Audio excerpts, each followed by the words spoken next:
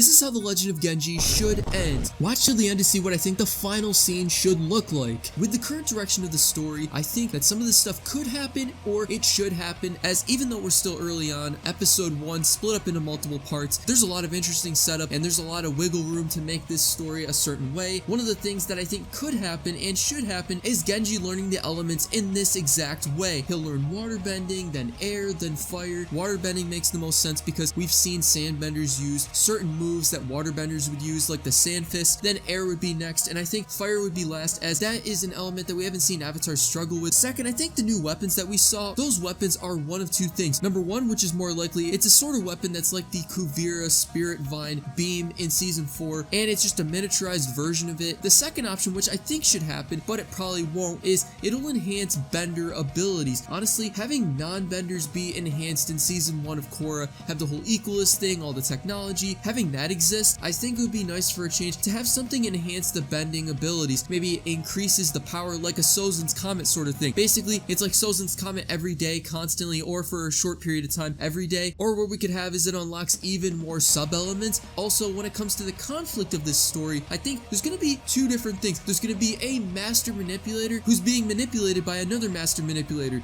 I'm thinking there's going to be two different villains. I think the first one could possibly be Bao Jung, who is the president of the Earth Federation. I think it's very possible because on the Genji website, it explains that there were some conflicts with him and everybody in the Siwang Desert, and they tried to take the oil and ore under the sand. The sandbenders resisted, so there's a conflict here. Also, talk of corruption in his administration. That just shows that there's going to be some sort of issue. There is a chance that him and a few others know of Genji's existence as the Avatar, that they either have some specific reason they're going to try to control the world and they have to make sure not a real Avatar is involved, or what's going on is they truly don't know about the Avatar. But either way, the presence of the real Avatar showing up will cause chaos, and the president will manipulate Genji and the fake Avatar Luan to have a battle. There's art out there that shows the two looking angry at each other, so I can see them having a battle to find out that yet there's another villain, that the villain we're seeing, it's not the full scope of the threat, but there's an even bigger villain beyond that, and it doesn't seem like we're going to get a full-on evil villain like Azula or Ozai. It seems like we're getting more of the Korra approach, like the creators of this project explained, so we might see like a Zahir sort of figure. Either way, I also do see that once this is all taken care of, that once Genji takes down the threat, does his best to bring peace to the world, he's gonna get like the Aang treatment. He's gonna be loved by everyone. I think early on he's not going to be, but that's obviously because of manipulation. But I think with Luan it's gonna be the opposite. People are gonna despise Luan, hate on him, even though it's not his fault. And I hope that doesn't happen, but honestly I think it's gonna be like a temporary thing. The land of where all the sandbenders, all the people who live in the desert, it's gonna become an official nation. There's all these conflicts, there's usually an outcome where things sort of change up a bit, so I do think that there's going to be a sand nation officially. We already have Zaofu as an official city. That's obviously the Metal Clan. It becoming an official nation is very likely to happen, but I do think that Genji could possibly act as its leader. I think this would be a really cool storyline to see the first Avatar as a leader of a nation. Of course, I don't think this is as likely, but I think that would be absolutely fantastic, and I hope that they go through with this. But I think the last thing that we'll see in the back half of the story, or towards the end, how to reach out to Avatar Korra. So, of course, we know that Korra isn't even sure if future avatars will be able to look back and talk to previous avatars like herself. They're not sure of this, and of course this was kind of explained in the show. In a book out there that's canon, Tenzin basically tells Korra to write a bunch of letters. Her and Team Avatar write a bunch of letters for the next avatar so that they're not in the dark about what's going on, because there's a chance that they might not have a future connection to Korra. But honestly, that's just a might. It's not been confirmed, so I think there will be a connection, but I think because Earthbenders are the least spiritual, it's going to be the most difficult for Genji to try to get that connection with Korra, and it's just going to be a journey of him trying to go to the spirit world. There's going to be a conflict over there because the trailer of Genji talks about spiritual conflicts as well as conflicts with nations, so I do believe that this journey is going to lead him to get connected to Korra, and I think one of the final scenes will be Korra herself talking with Genji, and I think to end the story there would be absolutely perfect. And if you want to see my other videos on Legend of Genji, you're going to want to check out this playlist right here.